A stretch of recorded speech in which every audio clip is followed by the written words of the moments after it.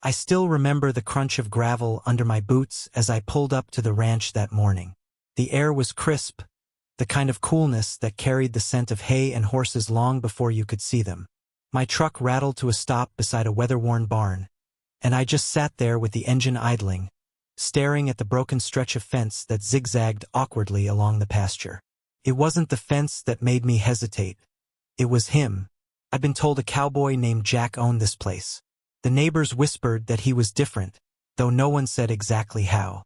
"You'll see when you meet him," one had chuckled. The truth was, I wasn't sure I wanted to see anything at all. I was just here to fix a fence, swing a hammer, collect my pay, and get out before the sun dipped. But beneath my professional excuses lay something heavier. My last relationship had left me hollow, a shell patched with anger and doubt. My ex-girlfriend had promised loyalty, promised that forever meant something. Instead, I found out she was meeting another guy behind my back, while I was fixing up her own family's porch, of all things. After that betrayal, words like trust and love turned sour on my tongue. Every smile felt like a trick, every promise like a lie waiting to snap shut. So, when I heard the barn door creak open and saw him, Jack, the cowboy everyone mentioned, I felt that familiar armor tightening around me. He was nothing like I expected. Tall, broad-shouldered, with a tan earned under relentless sun. He moved with an easy confidence that made the space around him feel smaller, like he owned not just the land but the air itself. His hat was tipped back slightly, revealing sharp eyes that seemed to size me up in one glance, and a grin that lingered too long to be purely polite. His jeans were dust-stained, his boots scuffed, but everything about him radiated a rugged, unshakable presence. "Well," he said, voice low and teasing, "you here to fix my fence, or you here to fix me first?" I blinked. The words hit harder than the wind. My throat tightened, caught between a laugh and disbelief. Was he joking? Testing me? Flirting? My instincts screamed to play it safe, to chuckle and shrug it off, but my chest stirred with something unfamiliar. Curiosity. I was told the fence is what's broken," I managed, forcing a laugh that sounded far too nervous. Jack leaned against the barn doorframe, arms crossed, his grin widening like he knew exactly what effect he had on me. "Depends who you ask," he said. "That fence has been falling apart for months. I've been falling apart for years." His words should have rolled off me, like the banter of any rancher too long stuck in his own company. But there was a spark in his tone, a suggestion hidden beneath the playfulness. And it rattled me. I busied myself with unloading tools from the truck bed, each clang of metal against metal grounding me in something practical. I told myself I wasn't here for games, certainly not for cryptic cowboys with grins sharp enough to cut through old scars. Still, I couldn't stop glancing at him, noting the way he stood with casual ease, like he was inviting me to challenge him, to step closer. My chest twisted. That same old voice, the one I carried since my ex betrayed me, whispered that people weren't worth trusting, that loyalty was a joke, that letting my guard down was asking to be destroyed again. But another voice, smaller and quieter, urged me to wonder. What if he wasn't like her? What if this was different? I shook it off, bending to gather nails, trying to mask the flush on my face. "Well, maybe I'll start with the fence," I muttered, keeping my eyes on the ground. Jack chuckled, deep and genuine, the kind of sound that filled the silence without needing permission. "Suit yourself," he said, pushing off the doorframe. "But don't say I didn't give you the chance." The whole exchange should have been nothing, just a cowboy messing with the hired help, a little banter to pass the time. Yet my heart wouldn't steady. The way he looked at me, like he saw past the tools and the work to the mess I carried inside, left me unbalanced. I'd built walls around myself after my ex left. Thick, heavy walls made of bitterness and mistrust. But as Jack's boots crunched across the gravel toward me, as his shadow stretched beside mine in the morning sun, I realized something that scared me more than heartbreak ever had. Those walls were already cracking. The morning heat hadn't quite settled in yet, but the air already smelled like dry grass and the promise of sweat. I followed Jack toward the barn, toolbox in hand, pretending to be focused on work. but I couldn't ignore the thrum under my ribs, that nervous energy pulsing with each step. "Tools back here," he said, glancing over his shoulder with that same half-smile. "Least, that's what I tell people when I want company in the barn." I raised a brow, hoping my face didn't betray the swirl of confusion and intrigue. "Is that so?" He pushed open the barn door with a single hand, and it gave a long, low groan. Inside, the light shifted, warm beams cutting through slats in the wood and pooling in golden stripes on the floor. Dust hung in the air, dancing slowly, undisturbed. The smell of hay, leather, and old pine hit me all at once, a scent that carried both comfort and something primal. He moved ahead, walking like the barn was his cathedral. "You ever work on a ranch before?" "Couple times," I said, though I wasn't sure what counted anymore. I'd repaired enough fences, patched enough roofs.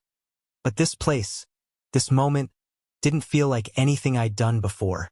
Jack stopped near a wooden workbench, brushing off a faded tarp. He didn't hand me any tools.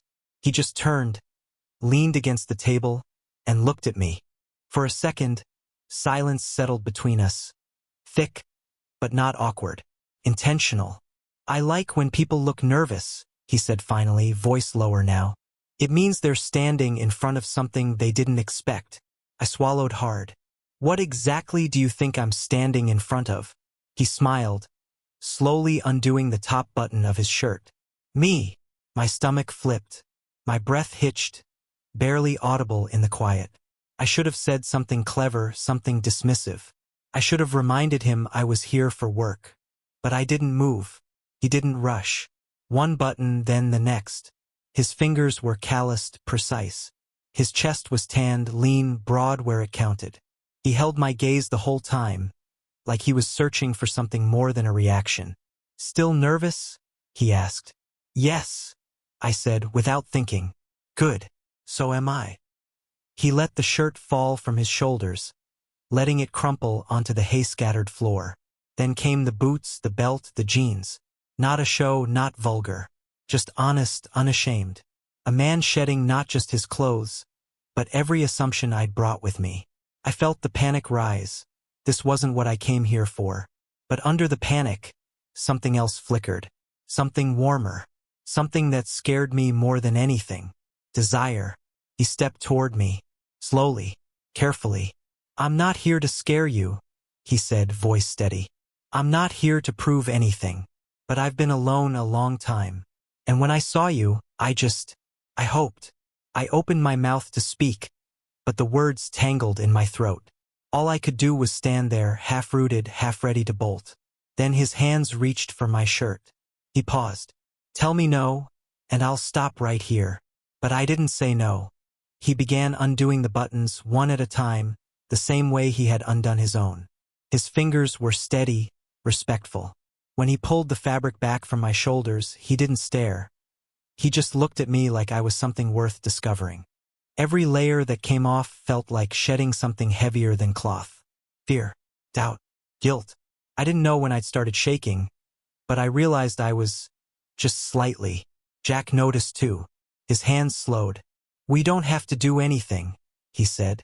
"But if you let me touch you, I promise I'll do it like you matter." No one had ever said that to me before. Not my ex. Not anyone. And with that, he stepped in close, our bare chests nearly brushing. I could feel the warmth of him, the rise and fall of his breath. He reached out, his hand resting gently on my side. Not pulling, not pressing. Just being there. I closed my eyes, let myself breathe him in. His forehead touched mine. We stood there for a long time in silence, the barn creaking softly with the wind, the distant sound of a horse nickering outside. Time didn't move in that moment. My shame, my confusion, all the noise inside me quieted. He leaned in, not rushing, not demanding. His lips brushed mine, soft, unsure, like asking a question. And I kissed him back. Not because I had answers, but because, for the first time in a long time, I didn't need them. We stayed like that in the barn for what felt like forever. Not moving much, just breathing the same air, our foreheads touching, our bare skin brushing in that dusty hush. It wasn't about sex. Not right then. It was something else.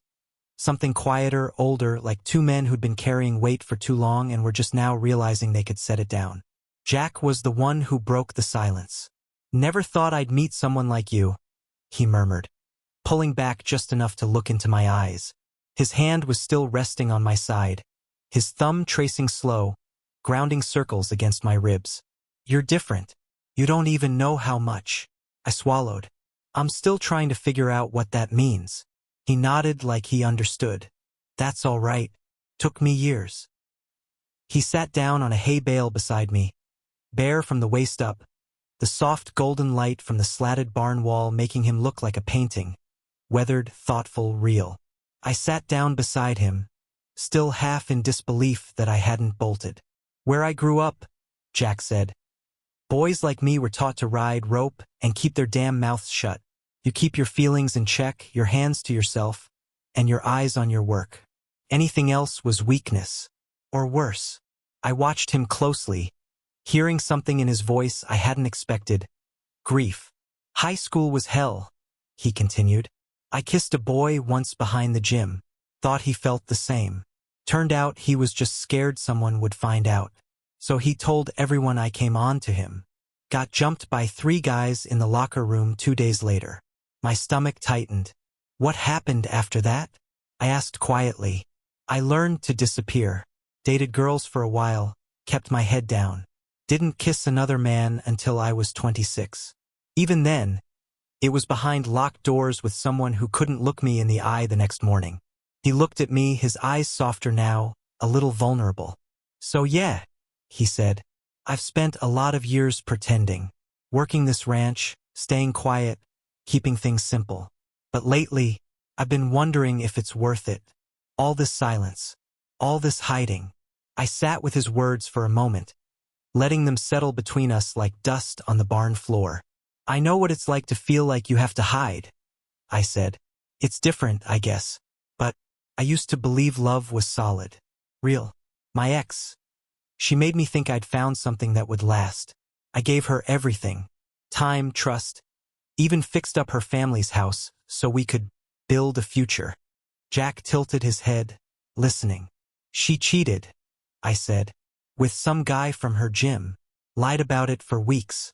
I only found out because her sister slipped up at a party." He winced. "Damn."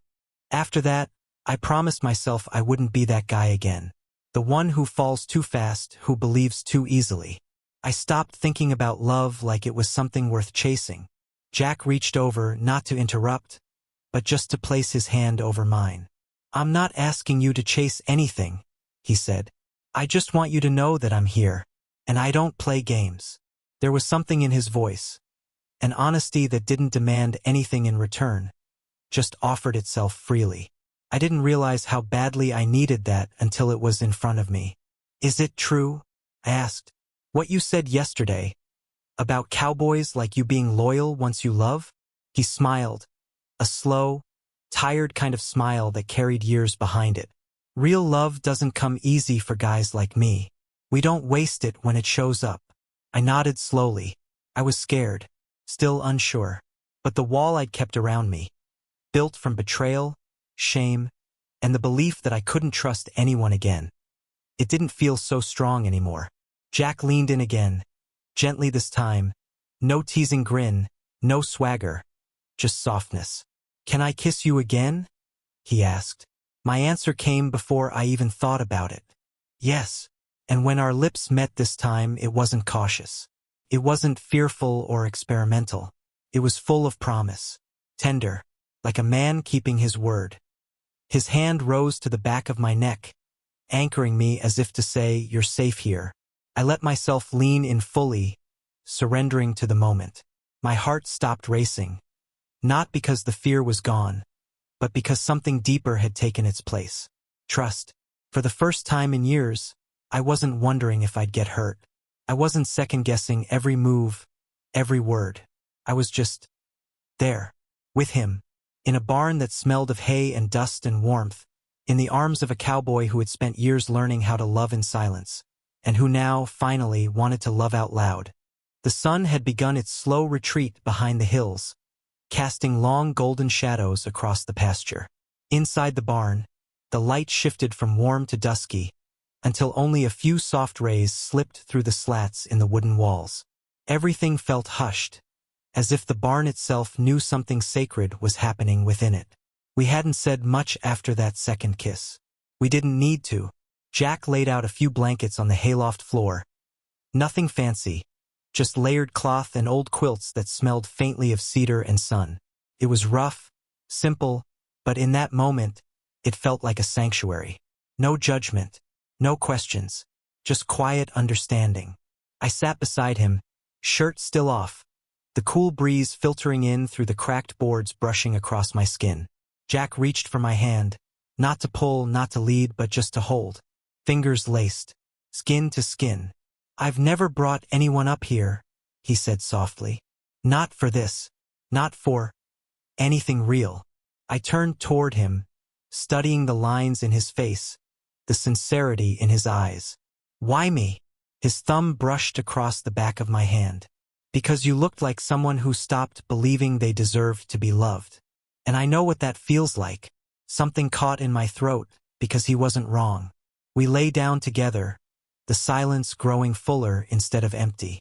The barn creaked above us like a lullaby, and every breath between us filled that space with something warm and electric. He moved closer, not urgent, just steady, like he was afraid I'd vanish if he rushed. His touch was careful, reverent. He didn't reach for my body like he was claiming it. He touched me like he was learning me. Every movement deliberate, every moment earned. It wasn't about hunger. It wasn't about lust. It was about presence. The kind of presence that said, "I see you and you are safe here." He kissed my shoulder, then my neck, then stopped just to look at me again. "You sure?" he asked. I nodded, heart pounding. "Yeah, I'm sure." The night wrapped around us like a secret. The loft, the blankets, the wooden beams above. They all faded away until it was just him and me and the soft sounds of breath, of skin brushing skin, of two people figuring out what it means to be held without flinching. When he touched me, it was like he was telling a story, one I hadn't heard before. A story where I wasn't an afterthought or a project or a placeholder until someone better came along. A story where I was wanted, truly, fully wanted. And not just my body, my laugh, my silence, my scars. He whispered to me through the dark, voice low and warm against my cheek. "You're safe here. You belong here. I've got you." Each word settled into me like a stone tossed into still water, rippling deeper than I expected. I hadn't realized how long I'd been bracing for someone to run. How long I'd been waiting for the kindness to wear off, for the truth to turn cruel. But he didn't pull away. He stayed. And more than that, he made space for me to stay too. When we lay in the afterglow, our bodies tangled and our breaths slowing in sync, I stared up at the slatted roof above, watching the stars blink through the gaps. My heart felt full in a way it hadn't in years. I remembered the man who had walked into this barn hours ago. Tight-lipped, cautious, guarded. I barely recognized him now. Jack rested his hand over my chest, right where my heartbeat was steady and strong.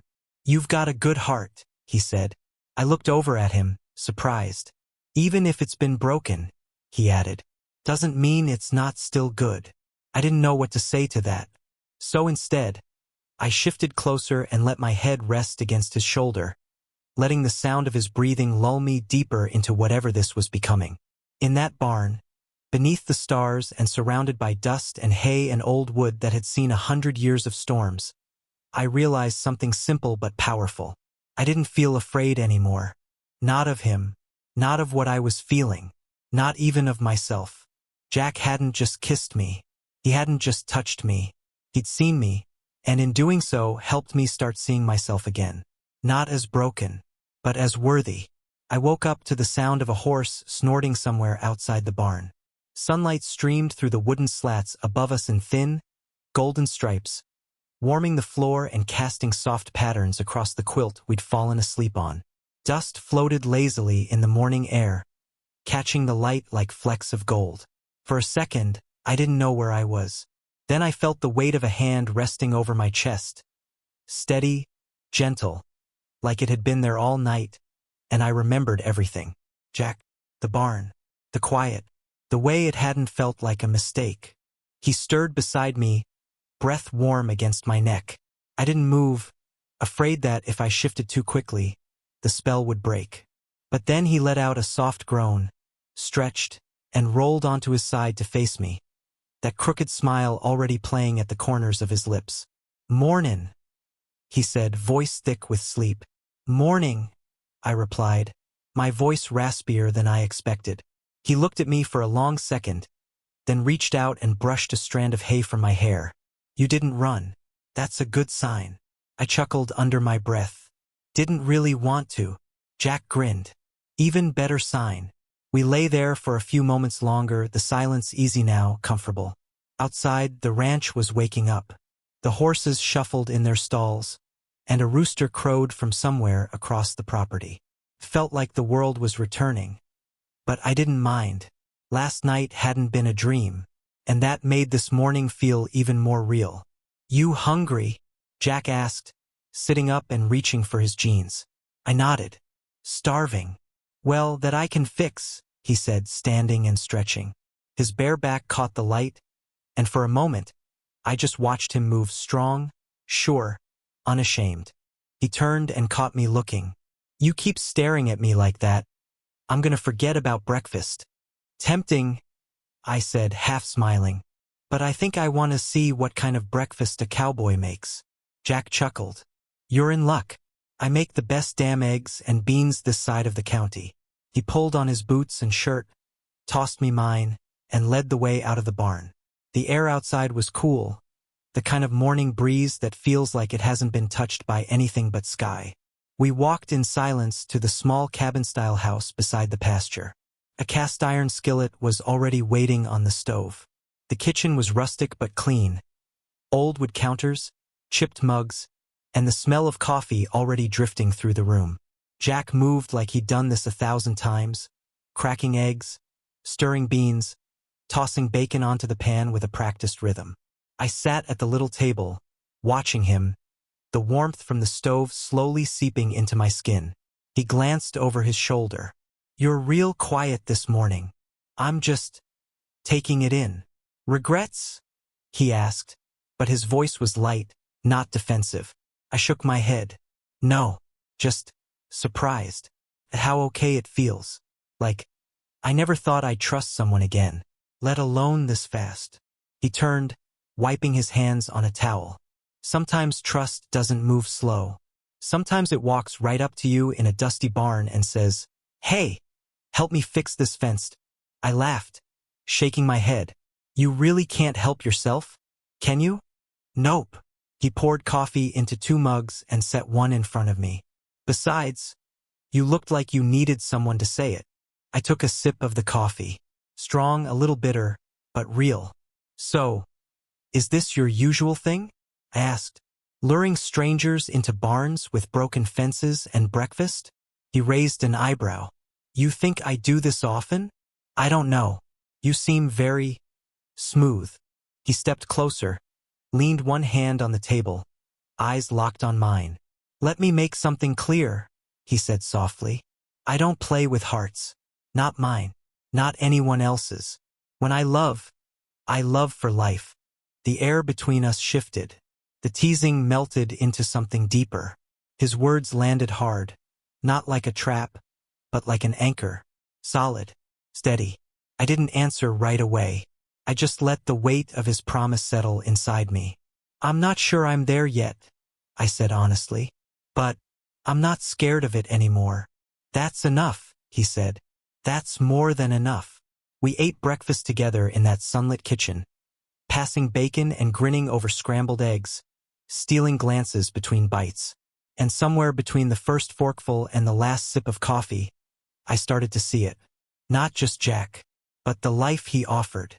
The quiet mornings, the banter, the honesty, the space to breathe. The future. Not some fantasy version with grand declarations and sweeping romance, but a simple, steady life where I could be myself. Loved, not fixed. Wanted, not used. I looked at Jack across the table and felt a flicker of something I hadn't let myself feel in years.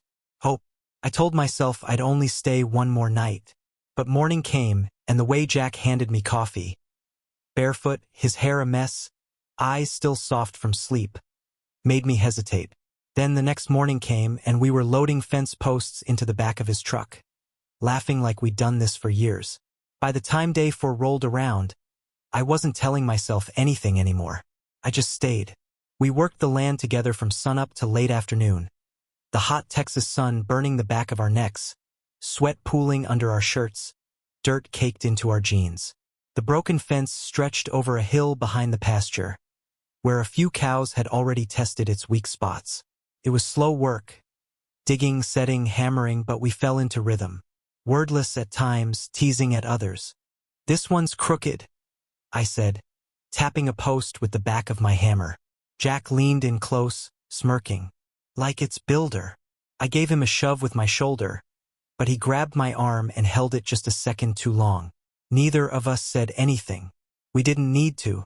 His eyes told me what his hand didn't let go of. Trust was being built with every nail driven into wood, every shared silence, every quiet smile. Some of the locals passed by in their trucks that afternoon, slowed down, watched us for a second too long. In a town like this, 2 men working a fence together wasn't odd. But something about the way we moved, the way we stood near each other, too easy, too familiar, drew eyes. Jack caught it. He gave a little wave to one of the drivers and then, just to test me, I think, reached over and wiped sweat from my brow with the side of his hand.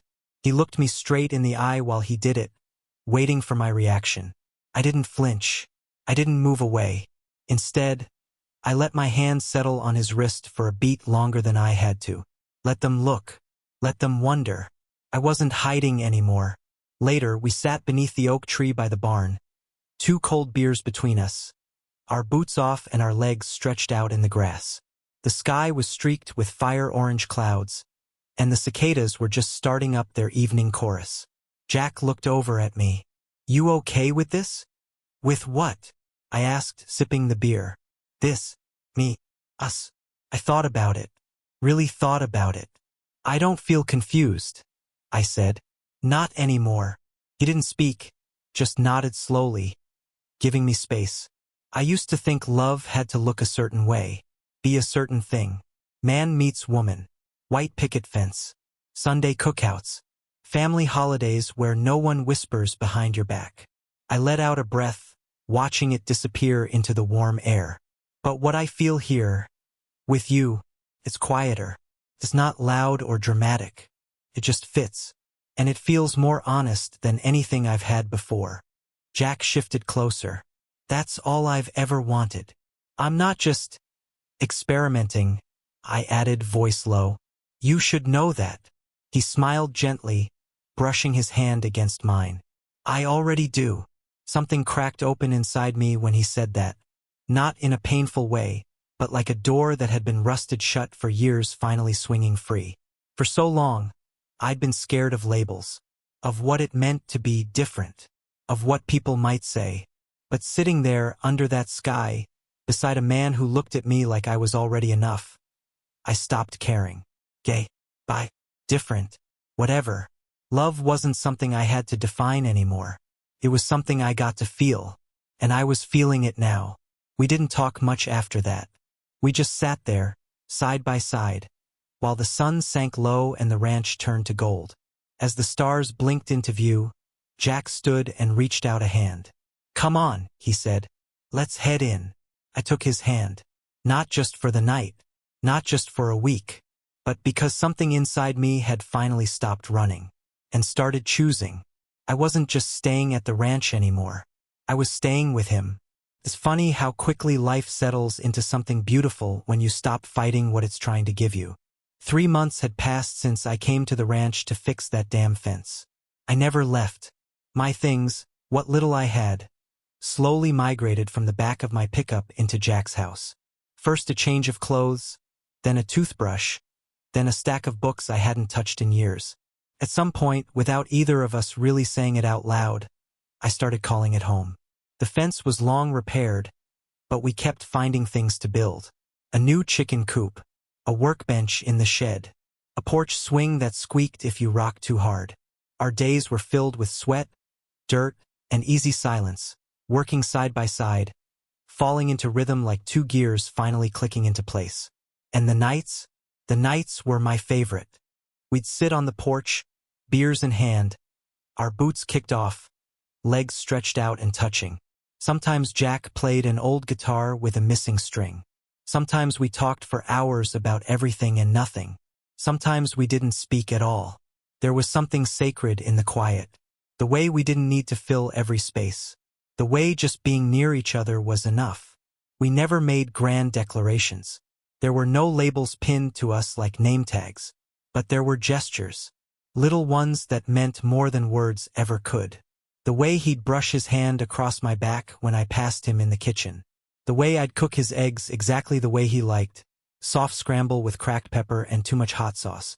The way he said you like it meant something steady. I used to think love had to be loud, that it needed sparks and grand gestures and some kind of storybook chaos. But with Jack, I learned love could be quiet, worn in like leather, strong like the earth, warm like coffee left on the stove for you without asking. One evening, we were out by the back pasture, watching the sun melt into the horizon. The sky was on fire, reds and purples bleeding into orange. The fence we'd rebuilt stood strong in the distance, a long line of wood and wire that once marked where things were broken. Now it held everything in place. Jack reached out and took my hand. "I used to think I'd die alone out here," he said. "Too stubborn, too scared, too damn tired to keep hoping." I squeezed his hand. "I used to think I didn't deserve anything more than being left." He turned and looked at me with that same quiet certainty that had been there since the first day. "You do. You always did." The words stuck in my throat. Not because I didn't believe him, but because I finally did. I looked out across the land, the hills, the sky, the barn we'd made ours. And I realized that loyalty had come from the place I least expected it. A cowboy.